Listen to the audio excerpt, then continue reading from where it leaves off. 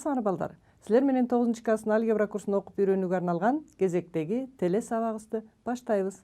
Анда эмесе биз бүгүн сабактын жүрүшүндө жаңы теманы баштаардан мурда алгач мен силерге геометриялык бир материалды кайталап өтөйүн. Экранга көңүл бургулачы. Экранда силер тик бурчтуу, үч бурчтукту көрүп турасыңар. А мен көрсөтүп жаткан бурч бул альфа тар бурчу болсун. Биздин бул тик бурчтуу, үч бурчтуктагы бурчтар жана алардын жактары тууралуу маалыматтар бүгүнкү сабакта пайдаланылат. Ошондуктан жакшылап көңүл буруп эсиңерге сактаганга аракет кылгыла. Мынакей мен тик бурчту көрсөттүм, көк түс менен боеп койдум. Альфа тар бурчун көрдүңөр. Альфа тар бурчуна карама каршы жаткан жакты мен А деп белгилейин, жанаша жаткан жакты Б деп белгилейин. Ошондой эле С үчүнчү жагын. Билесиңер балдар, альфа тар бурчуна карама каршы жаткан жак тик бурчка жанаша жатып атат. Ошондуктан А жана Б жактары тик бурчтуу үч бурчтуктун катеттери. Тик бурчтуу үч бурчтукта эсиңерде бар болсо, мен силерге дагы бир жолу кайталап өтөйүн. Эки катети, бир гипотенузасы болот. Кайталайм балдар. Тик бурчтуу үч бурчтуктун жактары өзгөчө аталат. Башка үч бурчтуктарга караганда алардын өзгөчө аттары бар. Башкача айтканда тик бурчка жанаша жаткан жакты катет дейбиз. Тик бурчтуу үч бурчтуктун демек эки катети, бир гипотенузасы бар. Гипотенуза деп биз тик бурчка карама каршы жаткан жагын айтабыз. Биз ушул жактардын арасындагы байланышты туюндуруучу бүгүн бир түшүнүктөрдү кайталап өтөлүк. Анда эмесе келгиле, ошол түшүнүктөрдү кайталап өтөйүн. Мына тар бурчтун синусу же синус альфа барабар. Бул эмнеге эле? Эстеп көргүлөчү. Мен анда силерге айтып өтөйүн. Эгер эсиңерде бар болсо, анда азаматсыңар. Эгер эсиңерден чыгып кеткен болсо, анда кайталап алгыла. Мынакей тар бурчка карама каршы жаткан катеттин гипотенузага болгон катышына барабар. Кайталайм. Тар бурчтун синусу ошол тар бурчка карама каршы жаткан катеттин гипотенузага болгон катышына барабар. Тар бурчтун косинусу эмнеге барабар? Тар бурчтун косинусу дегенибиз ошол тар бурчка жанаша жаткан катеттин гипотенузага болгон катышына барабар. Мына Б'нын Ц'га. Ошондой эле тар бурчтун тангенси менен таанышкансыңар. Тар бурчтун тангенси тар бурчка карама каршы жаткан катеттин жанаша жаткан катетке болгон катышына барабар. Бардык учурда альфа тар бурч болчу балдар. Мына ушул маалымат менен силер 8 класстын геометрия курсунда таанышкансыңар. Тик бурчтуу үч бурчтуктагы тар бурчтун синусу, косинусу жана тангенси боюнча. Ушулардын баарын байланыштырган негизги термин бул тригонометрия. Тригонометрия грек сөзү үч бурчтуктарды ченөө дегенди түшүндүрөт. Тригонометрия астрономияда колдонулган, жер аянттарын белгилөөдө же планга түшүрүүдө колдонулган, курулушта колдонулган, жана ошондой эле геодезияда да колдонулган. Тригонометрия жашообуздун көпчүлүк тармагында колдонулгандыктан, тригонометриянын негизги түшүнүктөрү катары биз бүгүн өтө турган тар бурчтун синусу, косинусу, тангенсин андан ары дагы кеңейтип өтүшкө туура келет. Балдар, көрүп жатасыңарбы? Экранда көрсөтүлгөн жашообуздун ар түрдүү тармактарында тар гана бурч колдонулбайт. Демек тар бурч эмес, каалаган бурчтун синусу, косинусу, тангенси болушу мүмкүн. Анда эмесе келгиле жаңы теманы жазып алалык. Каалаган бурчтун синусу, косинусу, тангенси жана котангенси. Балдар, бул теманы демек биз жөн гана өтүп жаткан жерибиз жок экен. Силер геометрияда тар бурчтун синусу, косинусу, тангенсин өткөнсүңөр. А бурч тар эмес болуп калышы мүмкүн да. Демек жана жашообуздун көпчүлүк бөлүгүндө колдонулуп аткандыктан каалаган бурч үчүн дагы үйрөнүшүбүз керек экен. Ошондуктан мурда калган билимибизди бүгүнкү сабакта андан дагы кеңейтебиз. Анда эмесе келгиле, мен силерге экранда Декарттын координаталар системасын чийип көрсөтөйүн. OX жана OY октору турат. Абсцисса жана ордината. Ушул Декарттын координаталар системасына мен бирдик айлана чийейин. Баштапкы радиусту мен белгилейинчи ОК. Бул ОК баштапкы радиус болсун. Ушул баштапкы радиусту биз ар түрдүү бурчка бурушубуз мүмкүн. Каалаган бурчка. Мен азыр ушул ОК радиусун бурайын. Мына бурсам R деген радиуста бул М чекитине өттү. К чекити М чекитине өттү. Кандайдыр бир мен альфа бурчуна бурганда, анда ушул М чекитинин X абсциссасы y ординатасы. Демек андан эмне келип чыгат? Мына силер көрүп тургандай md кесиндиси y барабар, od кесиндиси x барабар болуп атат. Булар m чекитинин координаталары. Эми ушул жерде тик бурчтуу үч бурчтуктун пайда болгонун көрүп турасыңар. Анда альфа бурчунун синусу эмнеге барабар экен? Ушул альфа бурчуна карама каршы жаткан катеттин гипотенузага болгон катышы болгондуктан md'нын om'ге болгон катышы деп алдык. Азыркы биздин бирдик айланадагы чекиттин координаталары менен байланыштырып жаза турган болсок, md деген y барабар, od деген x барабар, om деген r'ге барабар. Келгиле анда ошол чекиттин координатасынын жардамы менен жазсам, синус альфа барабар y бөлүнгөн r. Анткени md дегендин ордуна мен y жаздым. Эми тар бурчтун эмес, бул жерде каалаган бурчтун синусу болуп атат. Демек, синус альфа барабар ошол чекиттин абсциссасыбы же ординатасыбы карап көргүлөчү. X дегенде абсциссасы дейбиз, y дегенде ординатасы дейбиз. Демек, альфа синус альфа барабар y-тин r'ге болгон катышына же радиуска болгон катышы болуп атат. Эмненин? Чекиттин ординатасынын. Эми келгиле косинус альфаны жазайын. Косинус альфа биз жогоруда геометрияда кайталагандай эле ошол тар бурчка жанаша жаткан катеттин гипотенузага болгон катышына барабар. Жанаша жаткан катет OD. Гипотенузасы OM. Эми силер сүрөттө көрүп тургандай, OD деген катеттин ордуна мен X'ты жазсам болот. Ал M чекитинин абсциссасы, OM'дин ордуна мен R'ди жазсам болот. Ал радиусту көрсөтүп турат. Демек, мынакей косинус альфа барабар X'тин R'ге болгон катышына. Эми тангенс альфаны карап көрөлүк. Тангенс альфа тригонометриялык элемент катары, түшүнүк катары. Тар бурчтун тангенсин силер геометриядан кайталадык элек. Азыр эми каалаган бурчтун тангенсин тапкан учурда ушул чекиттин эмнесинин эмнесине болгон катыш экенин силер экрандан байкап турасыңар. md дегендин ордуна y-ти коеюн, od дегендин ордуна x-ти коеюн. Демек, анда тангенс альфа барабар y-тин x-ке болгон катышына. Эми ушул жерден котангенс альфаны жазайын. Котангенс альфа деген бул od-нын md-га болгон катышы. Башкача айтканда, ошол тар бурчка жанаша жаткан катеттин карама каршы жаткан катетке болгон катышына барабар. Демек, тангенс альфа y бөлүнгөн x болсо, котангенс альфа x бөлүнгөн y барабар. Мынакей балдар, ушуларды силер каалаган бурчтун синусу, косинусу, тангенс жана котангенсинин формулаларын дептериңерге жазып алгыла. Анткени биз бүгүн сабактын жүрүшүндө ушуларды пайдаланабыз. Эми тригонометриялык түшүнүктөр геометрияда да колдоноорун билдиңер. Ошондой эле булар синус, косинус жана тангенс болчу. Мынакей тар бурчта тригонометрия демек түшүнүк геометрияда колдонулат. Дагы биздин бүгүнкү өтүп жаткан алгебра сабагыбызда да колдонулат. Азыр геометрияда тик бурчтуу үч бурчтуктарды караган учурда мынакей бул катети, бул экинчи катети, бул гипотенузасы. Мен кайра ушул түшүнүктөрдү айтып жатам. Бул негизги түшүнүк аныктаманы так билишиңер керек. Демек, тригонометриянын элементи катары синус, косинус, тангенс түшүнүктөрүн геометрияда биз тик бурчтуу үч бурчтуктар аркылуу киргизген болчубуз. Демек, тик бурчтуу үч бурчтуктун бир тар бурчун белгилейин. Мына сары түс менен.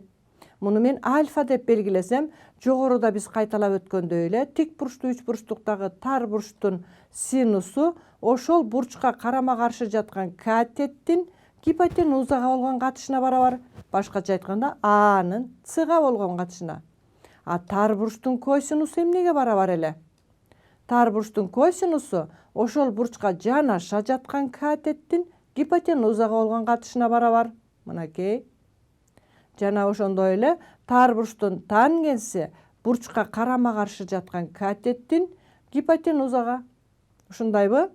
Ооба балдар, тар бурчтун тангенси дегенибиз тар бурчка карама каршы жаткан катеттин жанаша жаткан катетке болгон катышына барабар. Тангенсте гипотенуза катышпайт. Синуста жана косинуста гипотенузага болгон катышын карайсыңар.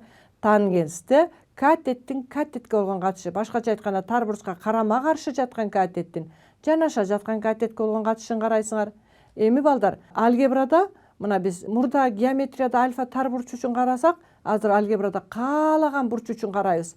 Ошондуктан Декарттын координаталар системасында мен бирдик айлананы сызып көрсөтөйүн. Мынакей борборун О дейин.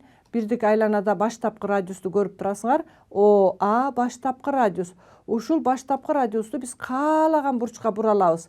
Азыр мен дагы белгилүү бир бурчка бурсам, ал А чекити Е чекитине өттү. Е чекитинин абсциссасы X болсун, ординатасы Y болсун. Мына ушул жерде дагы тик бурчтуу үч бурчтук пайда болот. Радиус R болсун албетте.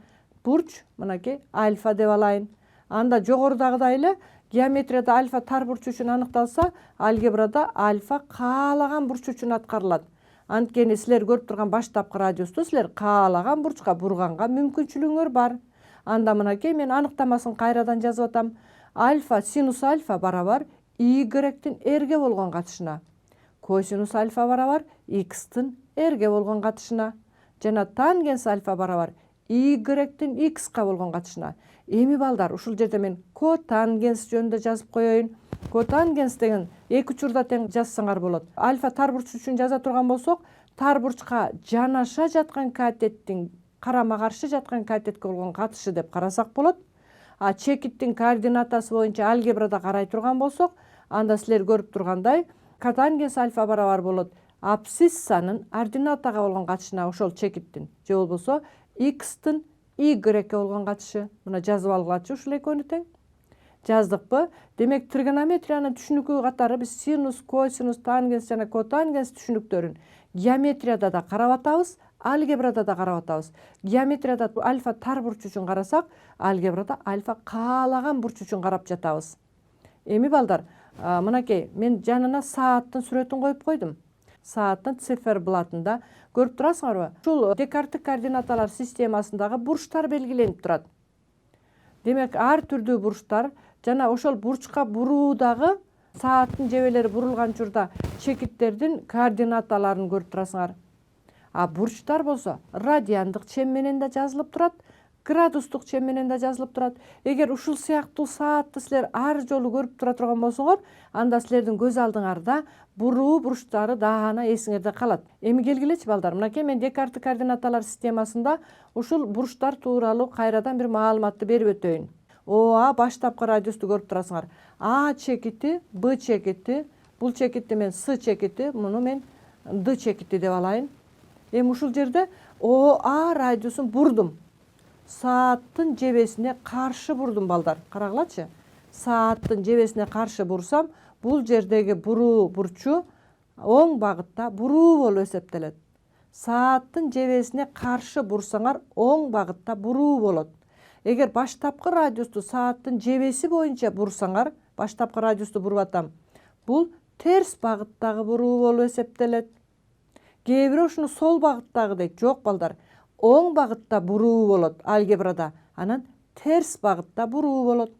Саат жебесинин багытына каршы бурсаңар, оң багытта буруу болот. Сааттын жебесинин багыты боюнча бурсаңар, терс багытта буруу болот. Анда эмесе мына бурганда бурчту 45 градус деп жазмаксыңар, оң багытта буруу. Терс багытта буруу болсо, минус 45 градус деп жазмаксыңар. Байкап жатасыңарбы? Эми балдар, ушуларга карата мен координаталык түз сызыктан чекиттерди белгилейин. Силер баамдагандай координаталык түз сызыкта эсептөө башталышы бар. Мына О менен белгилейин. Эсептөө башталышынын сол жагында жайланышкан сандардын бардыгын биз терс сандар дейбиз. Алдына минус белгисин коюп жазабыз.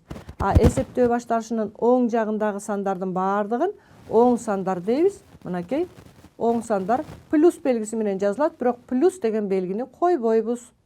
Оң жана терс сандардан турат. Ушул сыяктуу буруудагы бурчтардагы оң багытта буруу болот, терс багытта буруу болот. Мына мен азыр ошол бурууларга мисалдарды көрсөтөйүн.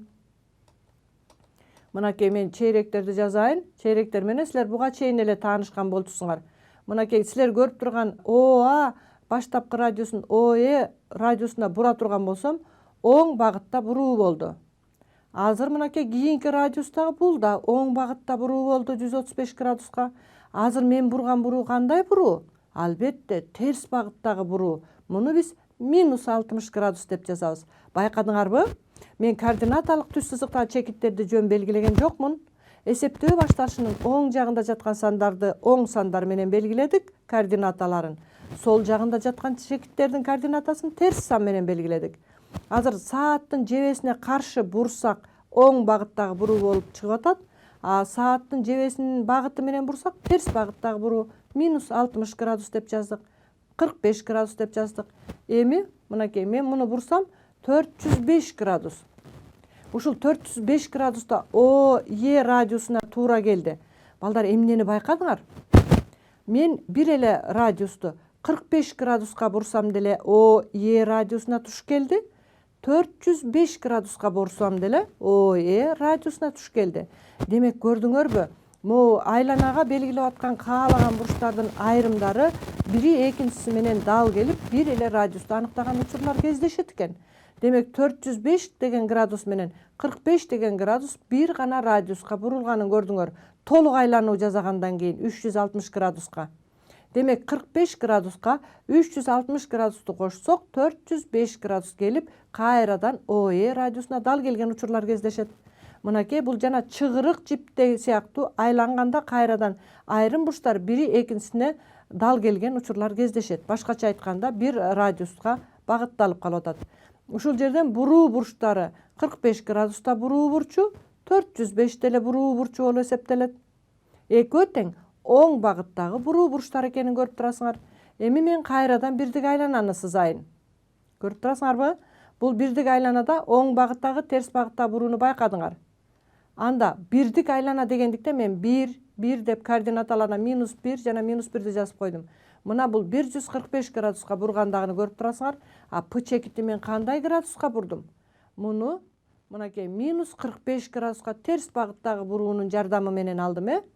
Эми балдар, К'ны мына терс багытта -170 градуска буруу менен алдым. Көрүп жатасыңарбы? Оң багыттагы буруу да жашайт алгебрада, терс багыттагы буруу да жашайт. Эми анда биз чейректерди аныктайлычы. Мына бул биринчи чейрек, силер көрүп тургандай. Биринчи чейректин бурчун жазып отургула. Биринчи чейректин бурчу альфа 0 градустан чоң, 90 градустан кичине болот. Ал эми экинчи чейректин бурчу балдар. Бул 90 градустан чоң, 180 градустан кичине болот. Мына бул экинчи чейректин. Көрүп турасыңар. Демек ушул буруу бурчтарына карата сааттын жебесине каршы карайсыңар. Биринчи, экинчи чейрек, азыр үчүнчү чейрек. Үчүнчү чейректин бурчу 180 градустан чоң, 270 градустан кичине болот. Ал эми төртүнчү чейректин бурчу силер баамдагандай 270 градустан 360 градуска чейин экендиги силерге белгилүү. Эми балдар, ушуларды силер буга чейинки маалымат менен тааныш болгондуктан кайталап өттүк. Азыр биз чейректин бурчтарын жазып өтөлүк экинчи жолу. Мынакей 0 градустан 90 градуска чейин. Экинчиси 90 градустан 180 градуска чейин. 180 градустан 270 градуска чейин. 270-тен 360 градуска чейин. Балдар, анда ушул жерден суроо туулушу мүмкүн. Биз каалаган бурч үчүн жазып жатпайбызбы? Эгерде 360 градустан чоң болду, мисал үчүн 380 градус болсо кайсы чейрек болот? Ооба балдар, 380 градус деген 360 градуска дагы 20 градус кошулат. Демек биринчи чейректин бурчу болот. Түшүнүп жатасыңарбы? Бул жерде каалаган бурчту көрсөтүүгө болот. Бирок 0 градус, плюс-минус 90 градус, плюс-минус 180 градус, плюс-минус 270 градус, плюс-минус 360 градус, жана плюс-минус жана башка 720 градустар булар эч бир чейрекке кирбейт. Же болбосо эч бир чейрекке тиешелүү болбой турган бурчтар. Эми балдар, мен силерге бир суроо берип сабакты жыйынтыктайын. Төмөнкү бурчтар кайсы чейрекке тиешелүү деген суроо коюлуп турат. Мен азыр ушуларды көрсөтүү менен бүгүнкү сабакты жыйынтыктаймын. 361 градус балдар кайсы чейректин бурчу деп ойлойсуңар? Мынакей 361 градус биринчи чейректин бурчу. Анткени 360 градустан дагы жогору көтөрүлөт бурч. Мынакей. Минус 235 градус кайсы чейректин бурчу? Ооба балдар, бул терс багыттагы буруу менен алыныптыр. Бул экинчи чейрек. Анткени мынакей экинчи чейрекке келгенде 180 градус, минус 180 градус болмок дагы, ага дагы кошсоңор экинчи чейректе жайланышып калмак. 342 градус деген бул 4-чү чейректе жатып атат. А минус 720 градус деген, мына силер көрүп тургандай, бул 4-чү чейректи көрсөттүм, эми минус 720 градусту көрсөтөйүн. Бул эч бир чейрекке тиешелүү эмес бурч. Бул окто жатат, ошондуктан эч бирине тиешелүү эмес. Анда эмесе балдар, мен ушуну менен сабагымды жыйынтыктайын. Бүгүнкү сабакта мен силерге альфа тар бурчунун синусу, косинусу, тангенс жана котангенсин көрсөттүм. Жана альфа каалаган бурч болгон учурдагы синус, косинус, тангенс жана котангенстин формулаларын бердим. Ушуларды пайдаланып силер чейректердеги бурчтарды билип, оң багыттагы жана терс багыттагы бурууларды аныктап, жана берилген бурч кайсы чейректе жайланышаарын так билүүңөр зарыл. Анткени бул материалдар биздин кийинки сабакта колдонулат. Силер менен кайрадан эфир аркылуу жолугушканча коштошоюн. Саламатта калгыла.